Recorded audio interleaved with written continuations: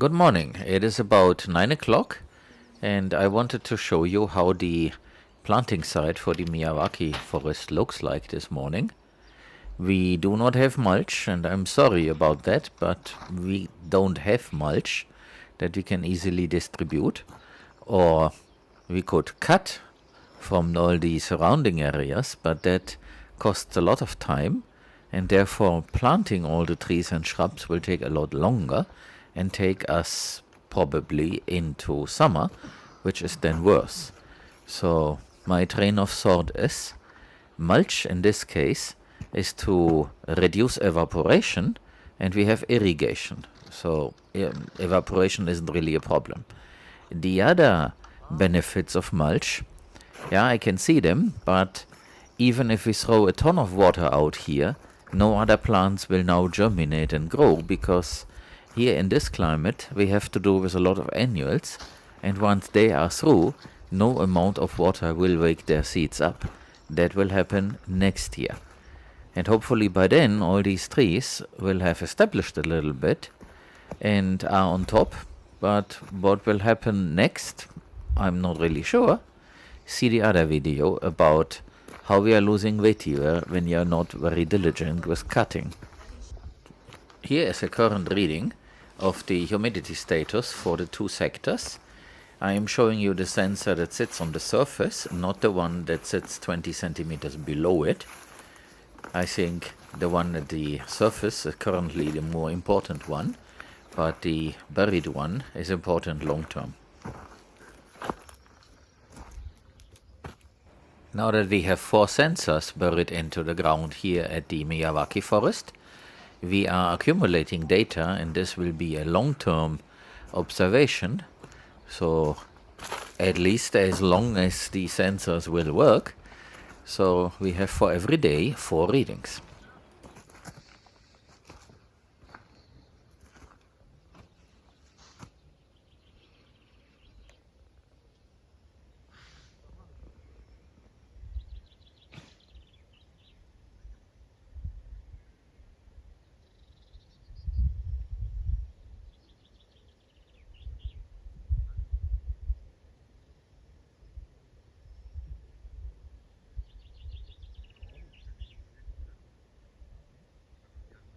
So let's go on a little road trip.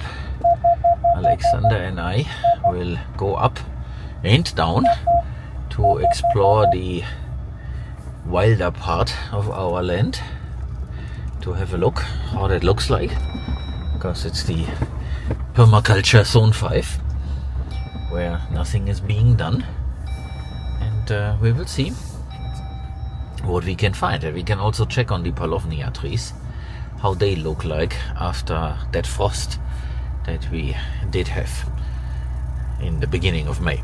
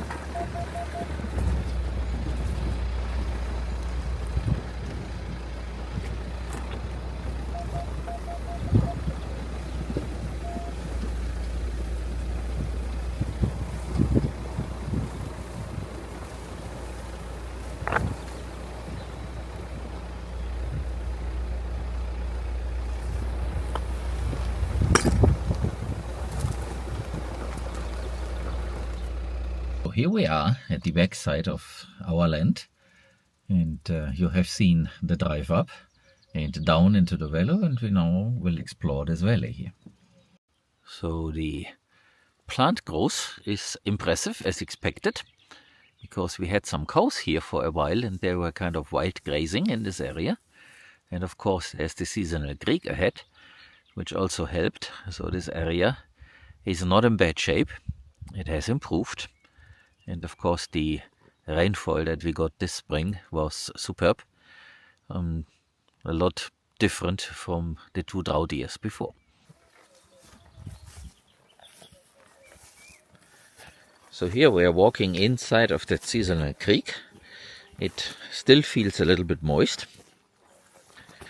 And that's the one that one time, there's a video about this, I saw flowing.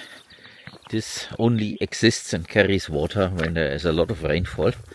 And then the water comes from the catchment area, which is there on neighbor's land, where I do not have any control. And this up there is the way to Castilla-La Mancha. That is where our farm ends, basically at the top of this. And this is an area that is mostly visited by wild boar and such. And we're going to explore this now a little bit. And when there are some interesting things, I film again and point them out.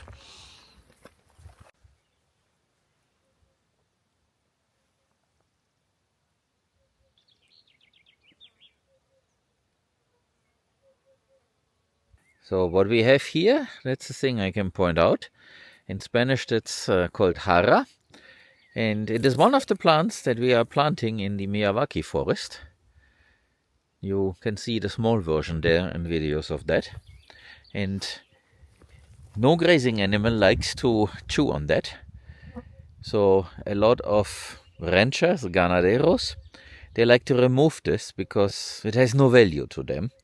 And we have it here, and we are planting more of it on purpose, which is quite interesting. So here, right in front of us, we do have what's typical for this area. You have this oak tree, Encina, the home oak, Quercus ilex. And then you have grasses below, and a few flowers, and you have young home oaks that are from the very same tree, basically its offspring. Because the acorns fell, germinated, and no pig came to eat them in time. And so this is now the forest getting younger. So here you can see the jara plant with flowers. Let's get closer to one of those.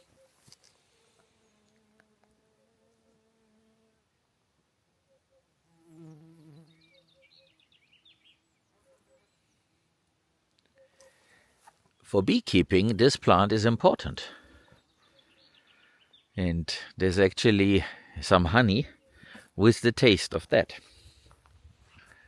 So it has uses, but it's different. So it's not for grazing animals, but it is for bees. So you can say.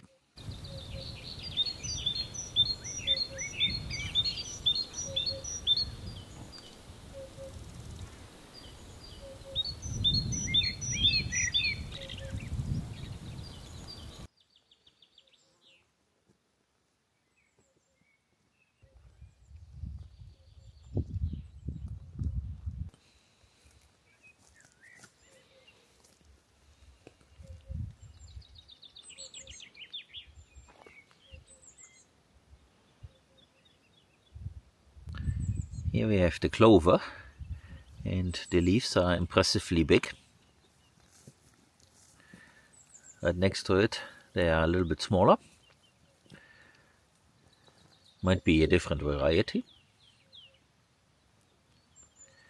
This here is a little bit in the shade, and it is right next to the now on the surface dried out creek bed. So this appears to be a much bigger variant, and you can see with Alexander for reference how big that thing is. So this is what we could have in that MIYAWAKI forest. So what we just discovered is that our fence is now completely destroyed here at this part, So the wild boars certainly came through here. So there our fence ends, and then it is supposed to go up the hill, but this piece is now completely open, so anyone can pass through here. And the wild animals, they take advantage of that, but that's okay.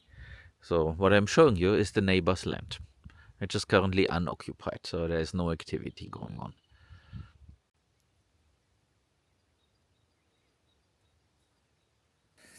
So this is what I was hoping for. We have rosemary here. So bring a pig and a barbecue, and we have one of the ingredients. And thyme we also have here, so with rosemary and thyme and salt and pepper, you can make a fantastic meal.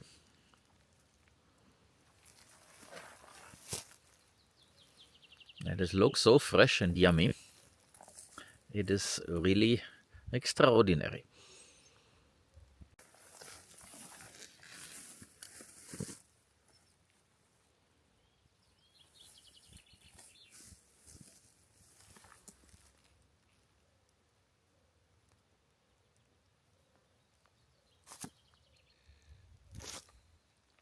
Nadelbuschart?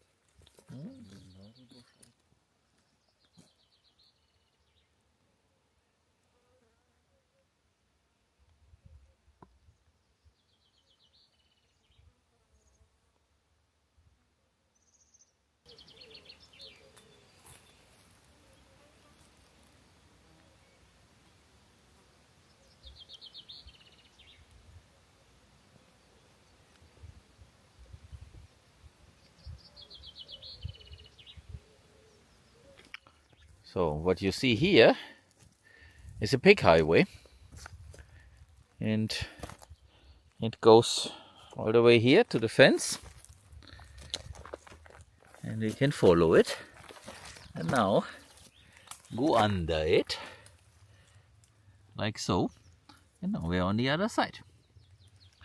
So that is what the wild boar creates and maintains, and that is how they go from finca to finca, munching on acorns instead of the Iberico pig, which is basically a domesticated wild boar, to be honest. There is no big difference. And of course they can interbreed, and then you have striped piglets.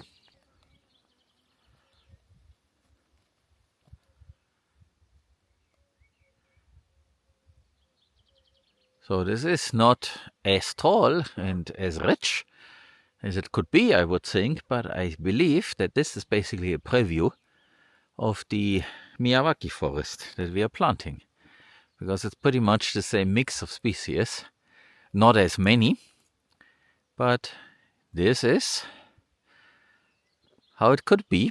Of course, nicer, because it's planted and there's more species and there is a lot less barren ground that you can see here, but this is how a Mediterranean forest here in this area is supposed to look like, and still dominated by the oak trees.